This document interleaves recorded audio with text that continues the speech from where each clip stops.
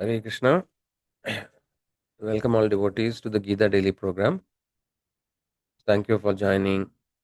So today we will be continuing our discussions on Bhagavad Gita chapter 2. So today we are discussing chapter number 2, sloka number 30. So let us take the blessings of the Lord, Jagannath Baldev Subhadra Mai Sudarshan, Gaur Nitai, Narsimadev and Panchatattva. By their blessings we shall understand Bhagavad Gita. So we'll recite the prayers together. ॐ अज्ञानतिमिरन्दस्य ज्ञानाञ्जनशलाकया चक्षुरुन्मीलितं येन तस्मै श्रीगुरवे नमः नमः ॐ विष्णुपादाय कृष्णप्रेष्ठाय भूतले श्रीमदे भक्तिवेदान्तस्वामिन् इति नामिने नमस्ते सरस्वती देवे गौरवाणी प्रचारिणे निर्विशेष शून्यवादी पाश्चात्यदेशतारिणे जय श्री कृष्ण चैतन्य प्रभु नित्यानंद श्री अद्वैता गदाधर श्रीवासादि गौर भक्त वृंदा हरे Krishna Krishna Krishna Hare Hare Hare Ram Ram Ram Hare Hare. So we'll dedicate our session to His Divine Grace A.C. Bhaktivedanta Swami Srila Prabhupada, who is the founder Acharya of International Society for Krishna Consciousness, who has dedicated his life for spreading the knowledge of Vedic scriptures throughout the world.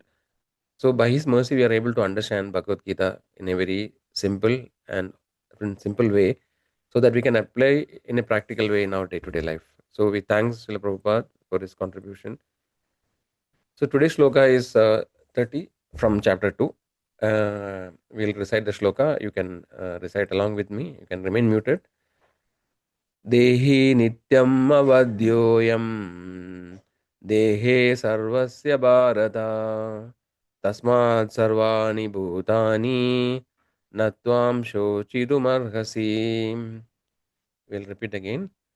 Dehi nityam avadyoyam dehe sarvasya bharata tasmat sarvani bhutani natvam shochidumarhasi. Translation by His Divine Grace, Srila Prabhupada. Srila Prabhupada ki jai. O descendant of Bharata, he who dwells in the body can never be slain. Therefore, you need not grieve for any living beings. We'll see the word-to-word meaning. Dehi, the owner of the material body. Nityam, eternally. Avadhya, cannot be killed. I am this soul. Dehe, in the body. Sarvasya, of everyone. Bharata, O descendant of Bharata. Tasmat, therefore, Sarvani, all, Bhutani, living entities that are born, Na, never, Tvam, you, Sochitum, to lament, Arhasi, deserve. So we'll look at the translation again. O descendant of Bharata, he who dwells in the body can never be slain. Therefore, you need not grieve for any living being. So Krishna is telling Arjuna that the person who is actually residing in the body can never be killed. So there is no need for Arjuna to grieve about their destruction. So we will just try to recap what we were discussing. So we were discussing about the soul in the last few days, right? And we were seeing the nature of the soul. Krishna is explaining to Arjuna the nature of the soul, that the soul is eternal, everlasting, and it's never destroyed when the body is destroyed. So the body is destroyed, the soul takes on different bodies according to its karma and desire, and the body keeps destroyed. So basically there are four stages in the body we have seen, no? Birth, death, old age and disease. So these are the transformation of the body. The body undergoes changes, but the soul which is residing in the body is immutable. It never changes. So one of the example we have seen is that the body is like a dress, right? The person When the person in the normally a person, when the dress becomes useless, it takes on new dresses. Similarly, the soul, when the body becomes useless, actually he takes another body. Also another example is like the soul, the body is like an apartment or a house, and the soul is like the person who is staying, the dweller of the house. So so basically the person, he lives in one body, like it's like it's on rent. The body is given to the soul on rent or a lease for a particular period of time. And this also again depends on the karma. and when the period of the lease is over, the tenant has to vacate the house, right? So similarly, the soul has to leave the house or the body and take on another body. So Krishna was explaining to Arjuna these concepts in different ways. And in this current shloka also, it is similar to the last shloka. The Lord is emphasizing that Arjuna need not worry for for the destruction of the people who are assembled in the Kurukshetra war, because what the real person is the Atma, the soul inside the body, which actually who cannot be destroyed. The body only, temporary body is destroyed. So we will see in the coming days. No, Krishna gives more and more reasons. No, why it is why there is no need of lamenting for the temporary body. But we'll try to today we'll try to look into this part actually, a little bit. What is the understanding behind this? So it may actually cause some confusion for no for us when we may think that okay, why Krishna is asking Arjuna to do violence, because normally killing somebody is considered as sinful, right? And Krishna is asking Arjuna that no, you don't have to worry. Basically the perspective changes, no, or the perspective depends on the angle of vision, right? So it depends on what is our ultimate goal. So basically there are two fundamental angles of vision, right? One is material and second is spiritual. So the material aspect is the normal aspect of the day to day life, which actually most of us are aware. So we have the right and wrong, right? What is good and what is not good, right? Or what is right and what is wrong. So the in the material world there are dharmic principles, right? Vedic scriptures, they talk about the various dharmic principles which are to be adhered. And there is also there was a system of varnashrama, basically the brahmana, kshatriya, vaishya, shudra, and then the brahmacharya, grihastha, vanaprastha, and sannyasa. So there are like these are the concepts we'll see later. But essentially the Vedic scriptures talk about the moral standards and dharmic principles. But then Vedic scriptures also talk about the higher principles. So these dharmic principles are more or less material still. These principles, when somebody follows the dharmic principles, they can attain the corresponding benefits. So we have the punya and paba, right? So punya activities which are punya, like helping others, doing charity, being compassionate.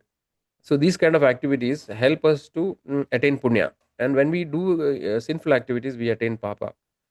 But nevertheless, punya and pava are still concepts of the material world. So they only help you to either go to higher, getting a better birth in a better family, or going down to a lower species of life. No, you may not get a human body. So, so just following dharmic principles may be good, but that is not the ultimate aim. So we have to transcend beyond the normal moral values. So accordingly, right and wrong will depend. So Arjuna being a kshatriya, from a dharmic perspective, he has to fight, and since he's on on the side of dharma, even if he kills the opponents, no, he will not be getting sinful reaction. So that was one of the argument.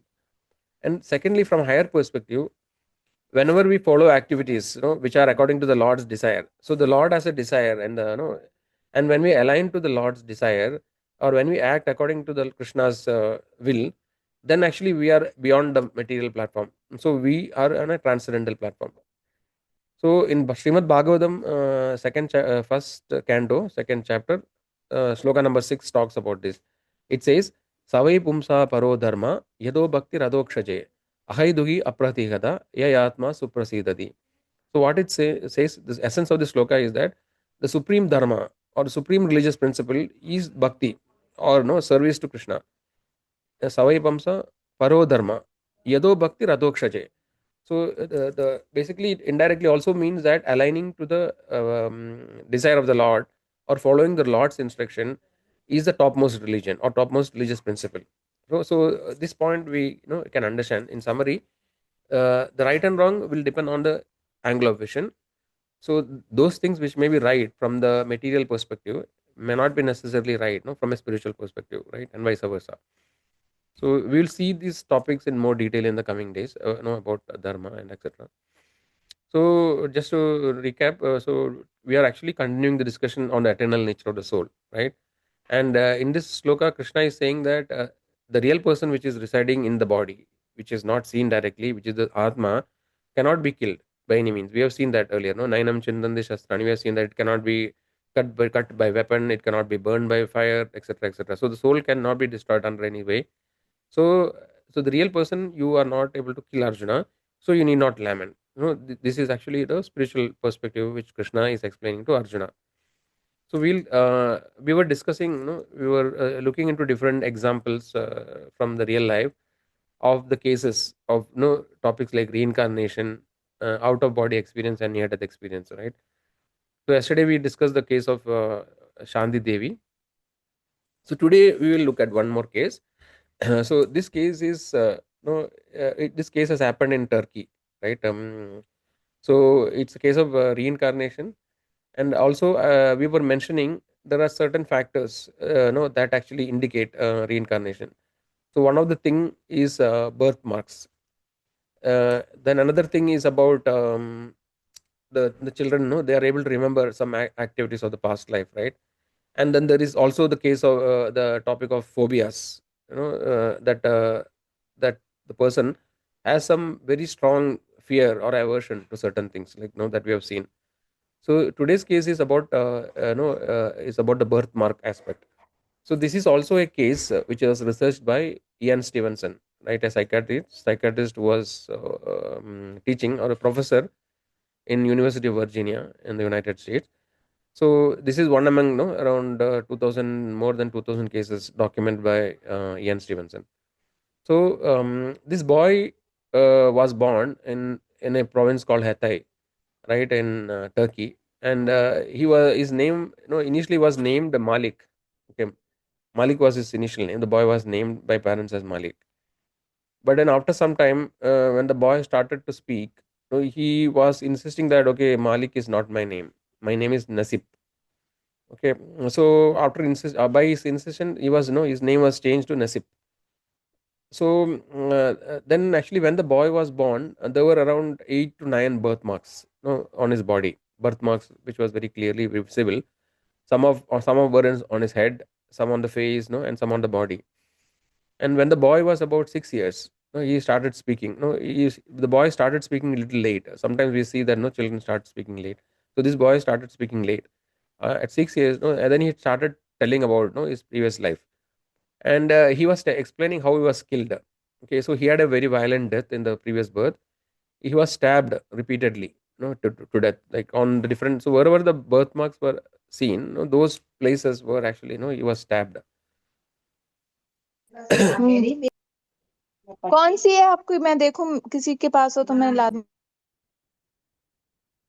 Okay, so yeah, so then actually, when the boy grew up, the boy was telling that okay, which place he was staying. He was in the previous life he was living in a place called Mersin, which was not very far away from the place he was born.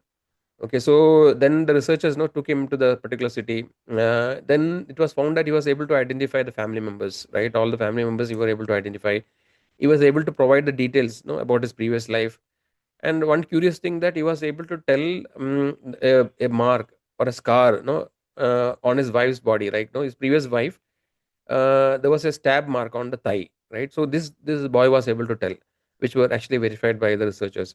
So it is very similar. So many of these reincarnation cases, studied by Ian Stevenson. So he had a set of aspects that he will verify. So it was actually, they were able to verify all these details. And one curious thing about also the thing is that Ian Stevenson actually he procured with a lot of difficulty the autopsy report of the previous, of his previous life, which is like the post-mortem they conduct, right? And in the records it was mentioned, the wounds were there of the stabbing, and they were able to match many of these birthmarks with the stab wounds. So this is yet another aspect, one of the aspects which of the reincarnation. So yeah, so the body was killed. So the boy was killed in the previous life by stabbing. He was not a boy, like he has grown up and he was having children at that time when he was killed. But actually, the soul did not. Soul was not killed, right? The soul actually moved on to the next body, right? And then the journey is continuing. So what are the key lessons today we can learn from today's topic? So one important thing is that the the principle of dharma, right? So the principle of dharma may not be uh, as straightforward as it appears, right? So basically, everything will depend on what is our goal to achieve. So if you want to achieve higher goals, temporary higher goals, then the moral principles, etc., are valuable. Okay, it doesn't mean that no, we should not be following moral principles, but then we need to understand that okay, there are different levels of right and wrong, right? So from a moral perspective or basic dharmic perspective, there are certain rules and regulations or no certain aspects that we can follow. But from a higher principle, uh, actually we need to follow the instructions of the Lord, right? When we are following the Lord's instruction, then actually we will still move to a very higher spiritual platform. Otherwise we will be still in the material level. Okay, so continuing the theme, another takeaway, very important takeaway, it is like we are re-emphasizing that actually we should not be concerned about the temporary ups and downs in life, right? And we should definitely take care of our body, which actually is like a apartment. No, so if you are living in a very poorly maintained apartment, then your life will become miserable. So we need to take care of the body, which is like an apartment. We have to attend to it, like we need to keep it healthy, etc. But then we have to go beyond that. Just keeping the body and mind healthy is not sufficient. So we need to also start exploring the higher realm of spirituality, because that is the real person who is who is the resident of the apartment, is the atma, the soul. So we should start giving some food for the soul, right? Take care of the soul's need. The soul needs the spiritual knowledge by which actually it can regain its original position. So we should attain spiritual knowledge, so that the soul can be restored. As we discussed earlier, the soul's nature is to be always happy. It is the nature of the soul is called Satchidananda, which is Sat, Chit, and Ananda. So eternity, knowledge, and bliss. So in that constitutional position, the soul can be happy. So we need to start looking towards the real person, which is residing in the body, which is the soul, and also start addressing the need of the soul. One more aspect, actually, understanding that the real person is the Atma, we can be more matured in our outlook towards the life, right? Whenever there are, we see there are losses in family, somebody inevitably we seen that the death is a very common thing, right? Every day, so many people are, passing away from the current body; they are taking on new bodies. So death is a very natural thing, and understanding that the real person is not destroyed gives us a lot of relief, when somebody close to us passes away. So with that, actually, we come to the end of the main discussion. uh, are there any questions? If there are questions, you can unmute and ask, or you can put it in the chat also. So yeah, meanwhile I just no try to, yes, I think Sujita has a question. The human body is made of five elements of nature. It comes from earth and eventually returns to earth, but the soul, which is indestructible, where does it come from? Could you explain something about this? Yes, yes, Prabhuji. So Sujit Prabhu has a question. So, see, as per the scriptures, no, and acharyas, the soul actually is or eternally existing. So we had discussed some time back, because when we talk about something coming into being, taking birth, and something getting to being destroyed, this is associated with the concept of time factor, right? This time factor is a concept of material world. So the acharyas says that in the spiritual world there is no time concept. Okay, so when there is no time concept, then the question of taking birth and getting destruction, that concept will not exist. So according to Krishna, Krishna has mentioned that all these people who are assembled, right? Arjuna, you, me, and all the kings who are assembled, they are eternally existing. So he is actually referring to the soul, Atma. So from a spiritual perspective, the Atma is eternally existing. So just like the Lord is eternal, the Jivatmas, the eternal souls are also eternally existing. So they are not created by anything of material thing. No, so its nature is, the nature of the soul is same as the nature of the Krishna, no, of Supreme Lord. The Krishna's nature is Sachidananda, which means, as I mentioned, Sat, Chit, and Ananda. Sat is eternal, Chit is knowledge, and bliss. So these particular spiritual topics, are something which is beyond our perception. Though we can repeat what Acharya says, understanding them completely, that actually is not so easy. So what we understand, that the people who are self-realized, this knowledge actually is given by Krishna from within the heart. So though we can theoretically understand that okay, the soul is Satchidananda, it is basically one part we can understand, the bliss part we can understand because we sometimes see. So Sachidananda form of the soul. So to answer, to, no, to summarize the answer, the soul is not created at a particular point of time. No, it is actually eternally existing, and the Lord says that it is Amsha. Mamai Vamsha Jiva Loge Jiva Buddha Sanadana. So your question is, where does it come from? So it is part and parcel of the Lord. No, so just like the Lord actually is having a Sachidananda form, all the living entities also has Sachidananda form. So it is mentioned that in the spiritual world, no, every jiva has a something called a swarupa. So all the jivas has a original nature. I mean, original form in the spiritual world. And when we come to the material world, we take on this body, which is made of the panchabhutas, as you mentioned. But then when we actually like are able to return back to the spiritual world, we attain our original sharira, which is swarupa, which is again no the Sachidananda form. I hope actually this answers your question. So, Santosh Prabhu has a question. Muslims and Christians religion doesn't believe in reincarnation.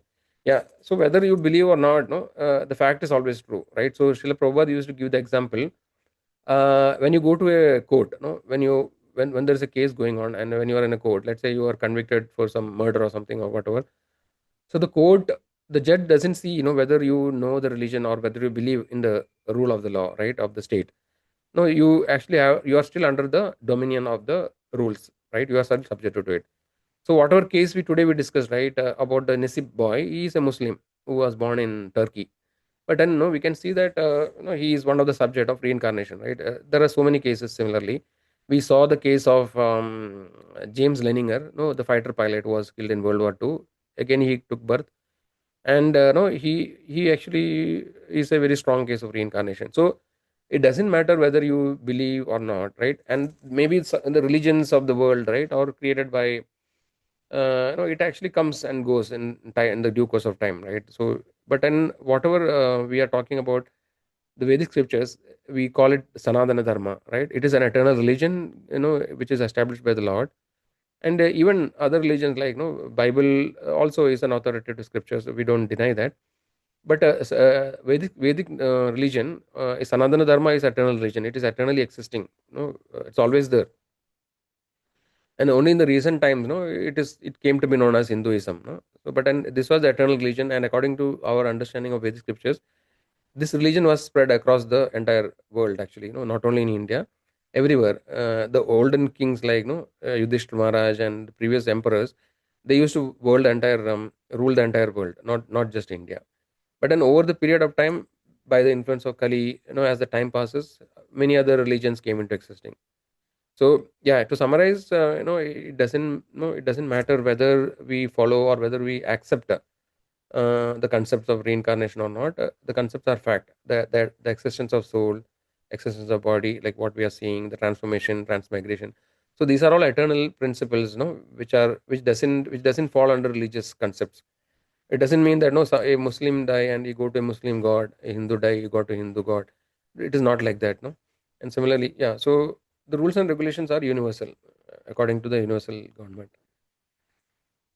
Okay, hope I am able to understand and explain mm, to your satisfaction. But then, if there are still questions, we can still connect, offline on a one-to-one basis. Okay, so yeah, thanks all for joining. We will meet next Monday. So as we mentioned earlier, every Sunday we have a break. Not really break. We want to give opportunity for people who are in Bangalore to visit our center. Every Sunday we will have a Sunday program at our center. It's called Harlur. So you are all welcome to the program. No, we can come there physically. We can associate. We'll have kirtans, arati, Bhagavad Gita lecture, 1 hour lecture we have, and then followed by dinner prasadam. So you can search for ISKCON Harlur in Google Maps. You will get the location. So thank you all for joining once again, and I request all of you to please keep joining so that you can benefit in the journey. So thank you all. Hare Krishna, Krishna Krishna, Hare Hare, Hare Rama, Rama Rama, Hare Hare.